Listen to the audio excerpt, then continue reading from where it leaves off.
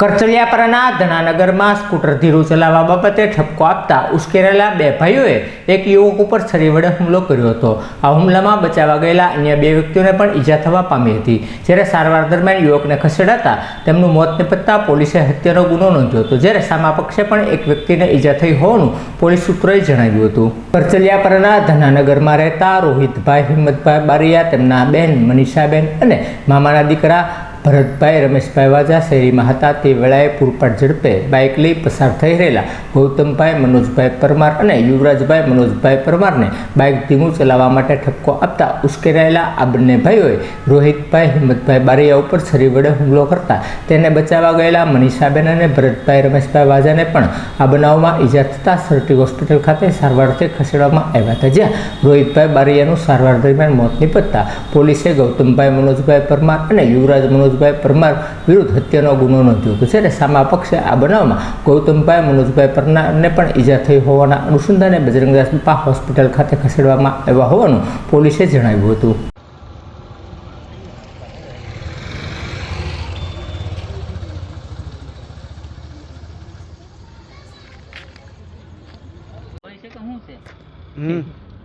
ના ના તો તાજું હોય ને લાગે।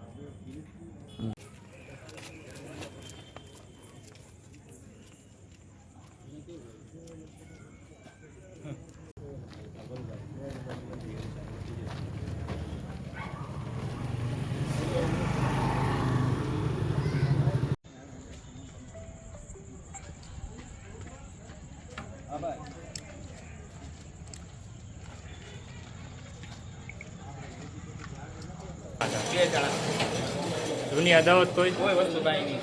શું લેવા આવ્યા હતા ને એને વિશે બેઠા હતા તો એને હું જોતો પૂરી વખત વિયો ગયો, પાછો આવીને તેના ગોદા મારી દીધા। યુવરાજ ને ગૌતમ, યુવરાજ મનોજભાઈ પરમાર ને ગૌતમ મનોજભાઈ પરમાર। કેટલા જણાની ઈજા છે? ઈજામાં 3 જણા થઈ। શું નામ ઈજા કરો? ઈજામાં મને ભરતભાઈ ને થઈ, એક મનીષાબેન ને થઈ, ને મારા ભાઈનો છોકરો એક્સવાઇઝ થઈ ગયો। શું નામ છે ભાઈ? રોહિત હિંમતભાઈ બારિયા। કે જગ્યાએ રહેવાનું? બપોરા ધનાનગર। કોઈ વસ્તુ કાંઈ નહીં, જૂની અદાવત કોઈ નહીં આવે।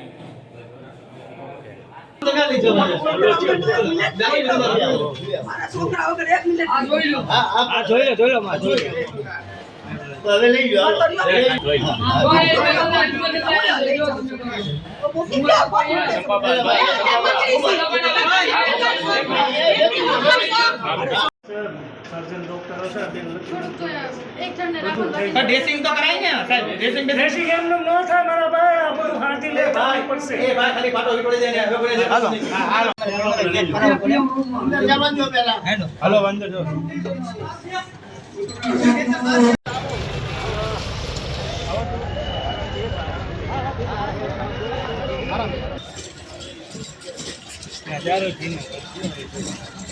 મોટા ભાઈ 4 જણા આવજો। ગૌતમ બાબા એ સંજુ જાવ ને મને ફોન પર કોન્ટેક્ટ એ ભાઈ એ મારા હાવજિયા મને મૂકીને ક્યાં વળ્યો?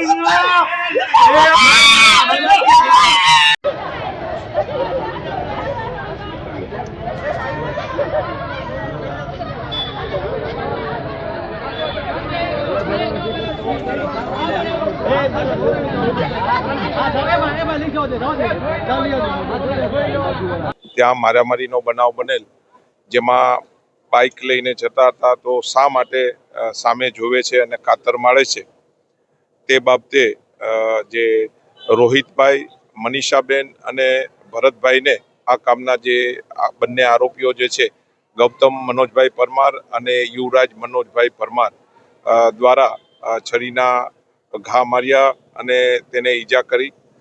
આ કામે જે ભોગ બનનાર રોહિતભાઈને સરટી હોસ્પિટલમાં લાવવામાં આવેલ અને સારવાર દરમિયાન તેનું મૃત્યુ થયાની પ્રાથમિક હકીકતે જાણવા મળેલ છે. આ કામે પોલીસ દ્વારા તે વિસ્તારમાં બી બંદોબસ્ત રાખી દેવામાં આવેલો છે અને આ કામે હાલમાં જે મરણ જનાર જે છે તેના જે વાલીની ફરિયાદ લેવાની હાલમાં કામગીરી ચાલુ છે. ઘટના બની છે એની અંદર કેવા પ્રકારનો બનાવ હતો, શું એમાં આ કામે જે છે 2 વ્હીલર બાઇક લઈને જતા હતા અને શા કારણે જોવે છે કે કાતર મારે છે એવા જે છે ના કારણથી જ એણે હુમલો કર્યો અને છરીથી ઈજા કરેલી છે. આ કામે જે આરોપીને બી હાથમાં ઈજા થયેલી છે જેને અહીંયા એની બજરંગ દસ હોસ્પિટલ જે છે તેમાં દાખલ કરવામાં આવેલા છે. નહીં, અન્ય કોઈ નહીં, બંને પાર્ટીને ઈજા છે. એમાં જે છે રોહિતભાઈને જે ડાબા જે છે ભાગમાં શરીરના ડાબા ભાગમાં છરીથી ઈજા છે. મનીષાબેન અને ભરતભાઈને હાથમાં ઈજા છે.